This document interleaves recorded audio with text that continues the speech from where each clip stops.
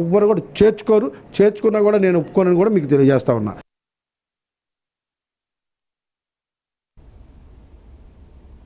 టూరిజంతో పాటు అన్ని రంగాల్లోనూ విశాఖపట్నం శరవేగంగా అభివృద్ధి సాధిస్తుందని విశాఖ పశ్చిమ టీడీపీ ఎమ్మెల్యే గణబాబు స్పష్టం చేశారు. రామ్నగర్లో నిర్వహించిన MakeMyTrip tourism authorised ప్రారంభోత్సవంలో ఆయన పాల్గొన్నారు. వైసీపీ అరాచక పాలనకు ప్రజలు విసిగిపోయారని, ఎన్డీఏ అద్భుతమైన పాలనను ఆంధ్ర ప్రజలు చూస్తారని అన్నారు. మాటల ప్రభుత్వం కాదు, చేతల ద్వారా చూపించేది కూటమి ప్రభుత్వం అని ఆయన స్పష్టం చేశారు. ఆంధ్రప్రదేశ్లో పెట్టుబడులు పెట్టేందుకు బడా పారిశ్రామికవేత్తలు ముందుకు వస్తున్నారని తెలిపారు. గత ప్రభుత్వం కార్యనిర్వాహక న్యాయ రాజధానులు అంటూ కాలయాపన చేస్తుందని విమర్శించారు. విశాఖ ఆర్థిక రాజధాని నగరంగా అభివృద్ధి చేయడానికి ప్రభుత్వం కట్టుబడి ఉందని చెప్పుకొచ్చారు ఎమ్మెల్యే గణబాబు.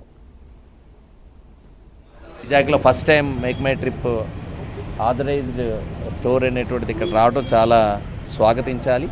సో దీనిలో డెఫినెట్గా ఈ ఫెసిలిటీని అందరూ ఉపయోగించుకోవాలని మీ ద్వారా కోరుతాం. ఏవైతే ఈరోజు ఈ రాష్ట్రం ఈ రకంగా అన్యాయం అయిపోవడానంటే ఇన్ని ఇబ్బందులు వ్యవస్థలన్నీ కూడా కుప్పకూలిపోయే పరిస్థితిని మళ్ళీ గాడిలో పెట్టాలనే పరిస్థితి వచ్చినప్పుడు వీటికి కారణమైన వాళ్ళని మరలా వెంటనే చేర్చుకోవడం అనేటువంటిది మీరు అడిగిన ప్రశ్న డెఫినెట్గా అది ఆ సందర్భమే రాదు.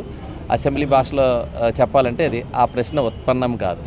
రూలింగ్ ఎందుకు అనుభవం ఉన్న వ్యక్తి ముఖ్యమంత్రి అయినారు. మీరు చూశారు శాఖలు కేటాయించిన తర్వాత కూడా ఎందుకంటే మూడు పార్టీలు కలిసి ఈరోజు ఈ రాష్ట్రంలో ఎన్డీఏ గవర్నెన్స్ ఫస్ట్ టైం క్యాబినెట్లో కూడా అందరూ చేరటం ద్వారా 2014లో ఉన్నప్పటికీ కూడా అందరూ లేరు, బీజేపీ మేము కలిపి ఉన్నాం.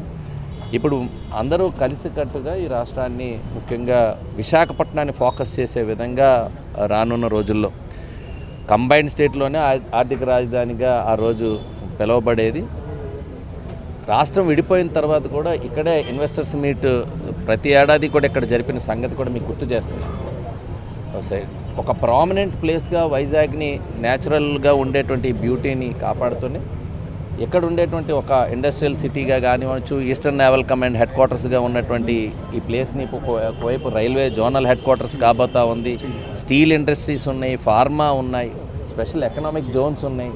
కాబట్టి న్యాచురల్గా ఉండేటువంటి ఇవన్నిటినీ కూడా ఉపయోగించుకుంటూనే ఉండేటువంటి ఒక రిజర్వ్ ఫారెస్ట్కి సంబంధించి జూ కానీ లేకపోతే బీచెస్ కానీ ఇవన్నీ చూసుకుంటే ప్రపంచంలో ఉండేటువంటి ఒక బెస్ట్ కంట్రీస్ అన్నిటికీ ఏవైతే పోర్ట్ సిటీస్ కానీ ఇవన్నీ ఉన్నాయో బెస్ట్ సిటీస్ దానిలాగా వైజాగ్ ఉండేటువంటి న్యాచురల్ స్కోప్ని రాష్ట్ర ఆర్థిక అభివృద్ధిలో విశాఖ పాత్ర ఎక్కువ ఉండే విధంగా డెఫినెట్గా నిర్ణయాలు ఉండబోతున్నాయి అనేటువంటిది నా భావం.